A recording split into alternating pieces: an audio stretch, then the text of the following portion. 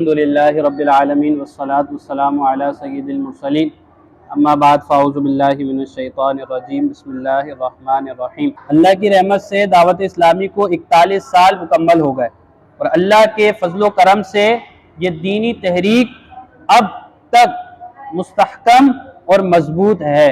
मतलब 41 साल गुजर गए, पर 41 साल गुजरने के बाद भी आज दावत इस्लामी कैसी मजबूत और मुस्तहकम है। यानी कि अभी तक ऐसी नहीं है कि यार इतने साल हो गए, चलो वो शुरू में थी तो थी, अब जो है ख़त्म हो गई हो, ऐसा नहीं है, बल्कि जितना आगे बढ़ते जा रही है और मजबूत होती जा रही है। तो इसी हवाले से अल्लाह करीम मज़ीद इस तहरीक को लाजवाल नेमतों से नवाजे, मजबूत रखे और इस मुबारक तहरीक की हिफाजत फरमाए। यकीनन हर ज़ी शऊर और दानिशमंद शख्स जानता है कि इतने तवील अरसे तक यानी कि इतने लंबे अरसे तक एक तहरीक का मजबूती के साथ मुस्तहकम रहना और डिसिप्लिन रखना, मतलब इतने सालों तक एक लाइन में खड़े होकर काम करना और उसे डिसिप्लिन रखना, ये कितना मुश्किल काम है। और ये जो जितने भी काम हो रहे हैं कि एक कतार में खड़े होकर एक ही नारे के साथ, कि जो नारा शुरू से लगा था कि मुझे अपनी और सारी दुनिया के लोगों की इस्लाह की कोशिश करनी है, वो नारा अभी भी चल रहा है। ये नहीं है कि वो नारे में तब्दीली आ गई, जनाब अब ये थोड़ी वो आ गई, अब थोड़ी सी लचक आ गई, अब थोड़ी सी कमजोरी आ गई तहरीक में, बल्कि ऐसा नहीं है। अमीर अहले सुन्नत फरमाते हैं जब से ये तहरीक बनी है, मतलब दावत इस्लामी जब से बनी है, तो 1 सेकंड के करोड़वें हिस्से में भी कभी पीछे नहीं हटी। मतलब जब से बड़ी है तो आगे आगे आगे आगे आगे आगे आगे ही बढ़ते चली जा रही है। दावत इस्लामी का ये खासा है और ये सब रब्बे करीम की अता से है। किसकी अता से है? रब्बे करीम की अता से और मुस्तफ़ा करीम अलैहिस्सलातु वस्सलाम की नज़र इनायत से है। इसी तरह से हर दौर में दीन का काम होता रहा है। जब तक अंबिया कराम अलैहिस्सलाम अल्लाह रब्बुल आलमीन ने मबऊस फरमाए तो अंबिया कराम आते गए, दीन का काम करते गए।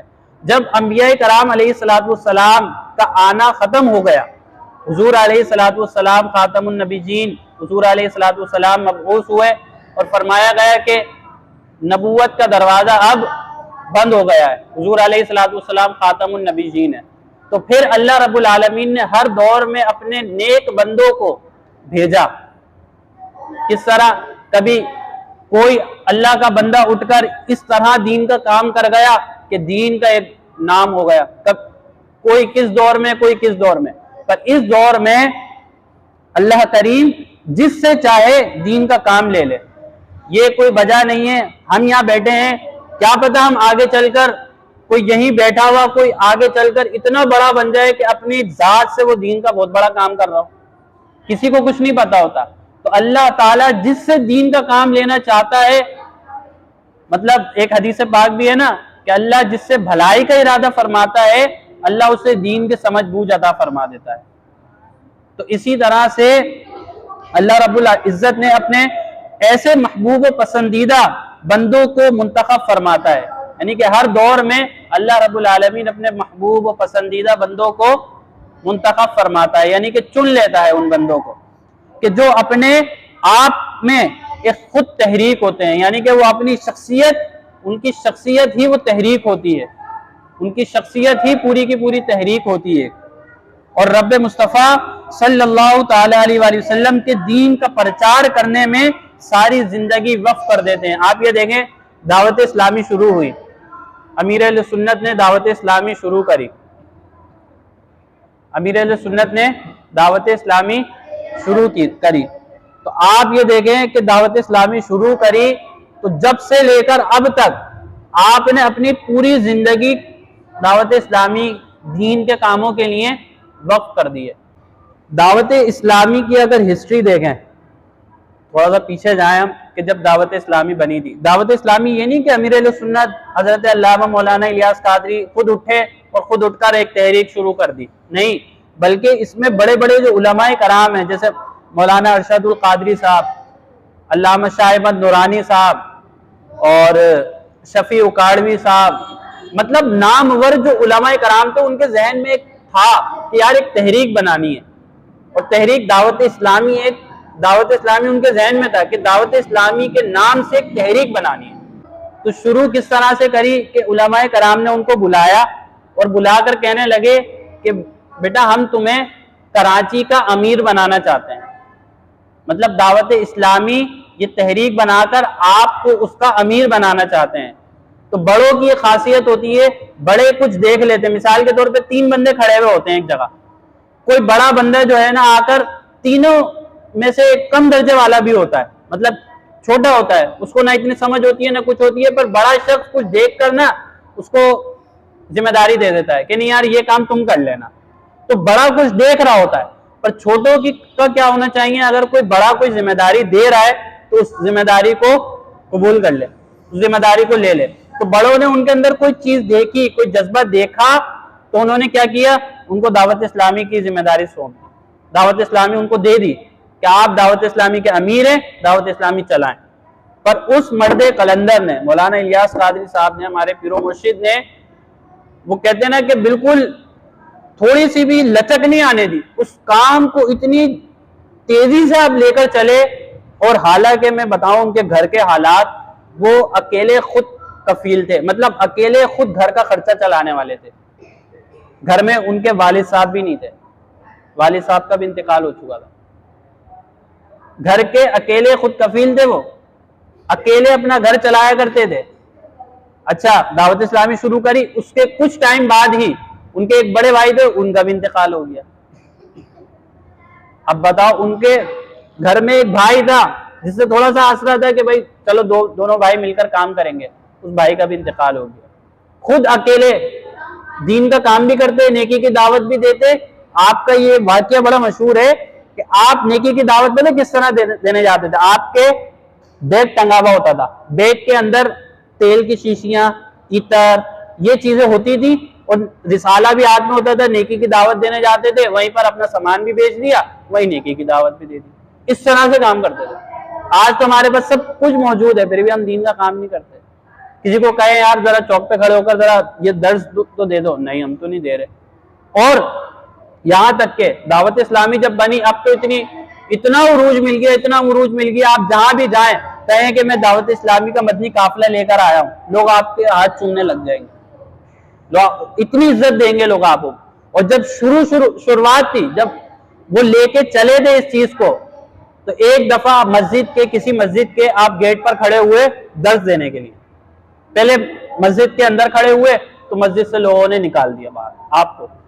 किसको किसको? मौलाना इलियास कादरी साहब को, पीरो मुर्शिद को, उनको मस्जिद से निकाल दिया कि जाएं आप बाहर खड़े हो गए गेट पर। बाहर खड़े हुए, जैसी दर्ज देना शुरू किया आपने, किसी ने इतना जोर का धक्का दिया कि आप गिर गए, गिरे, आपके सर में चोट लग गई, आपके सर में चोट लग गई। सर में चोट लगी, अब जाहिर सी बात है, मौलाना दाढ़ी थी उनकी, अब एक मौलाना को ऐसी धक्का दे देंगे तो लोग तो जमा हो जाएंगे कि यार क्या हो गया, क्या हो गया, खून निकलने लग गया इतनी तेज। अब जब खून निकलने लगे, आवाम जमा हो गई। जैसी आवाम जमा हुई, आपने ये नहीं यार मुझे इससे धक्का दे दिया, देखो ये हो गया वो हो गया, आप फौरन खड़े हुए, खड़े होकर और दर्ज देना शुरू कर दिया। फौरन खड़े हुए और खड़े होकर क्या करना शुरू कर दिया, दर्ज देना शुरू कर दिया।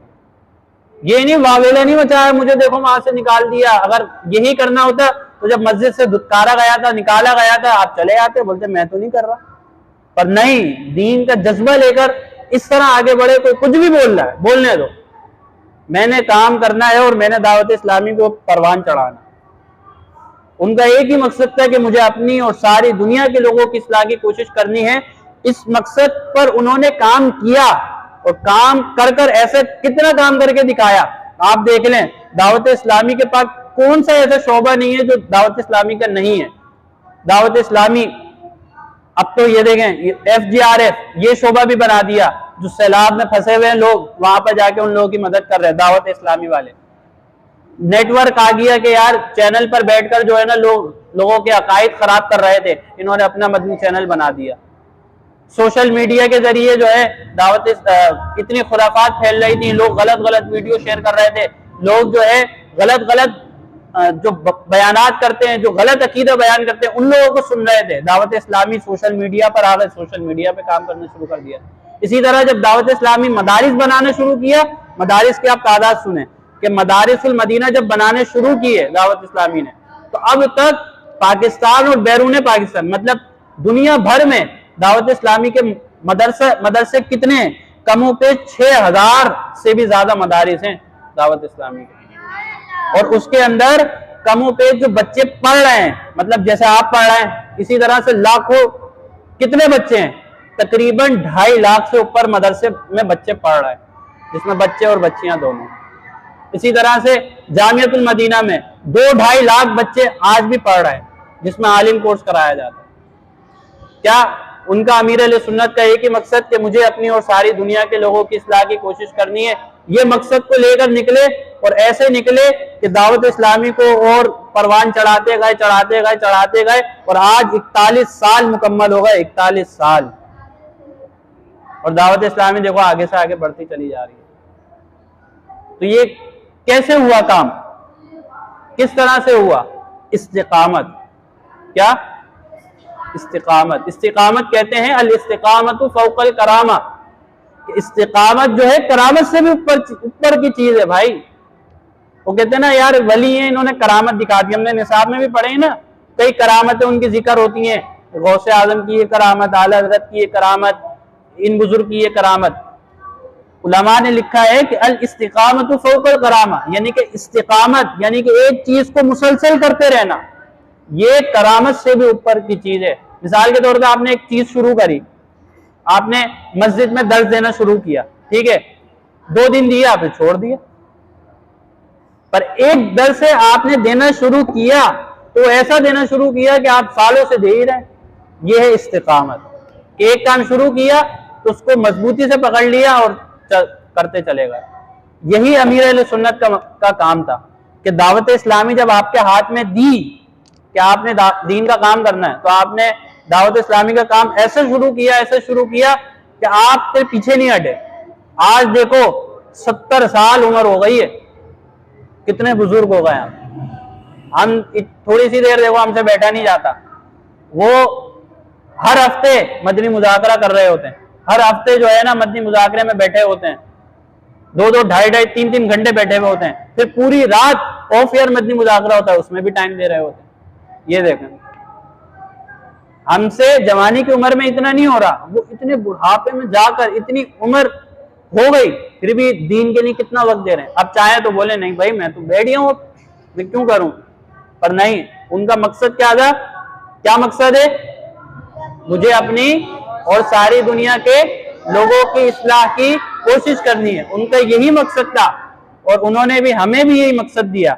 आज देखो ना हर जो है लोगों के चेहरों पर दाढ़ी है, जवानों के चेहरों पर दाढ़ी है, जवानों के सरों पर इमामा है।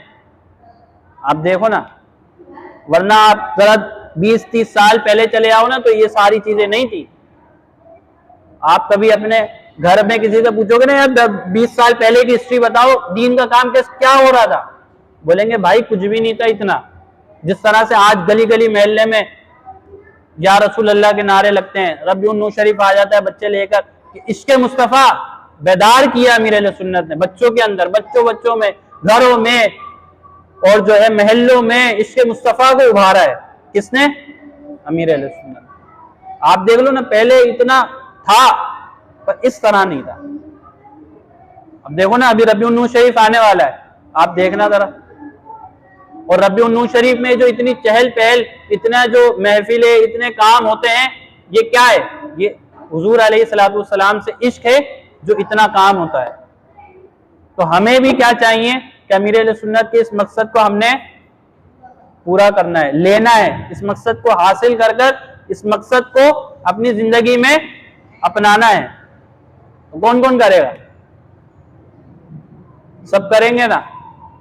अपना ये मकसद बनाए कि जो मकसद अमीर अहले सुन्नत ने दिया है कि मुझे अपनी और सारी दुनिया के लोगों की इस्लाह की कोशिश करनी है इंशाअल्लाह अज़्ज़ा वजल।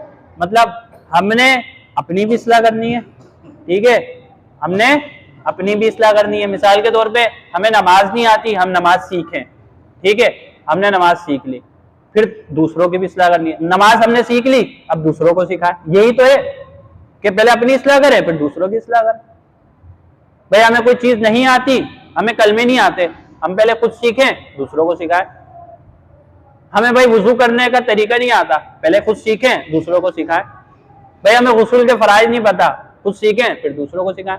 यही तो है मुझे अपनी और सारी दुनिया के लोगों की इस्लाह। और क्या है, यही तो है।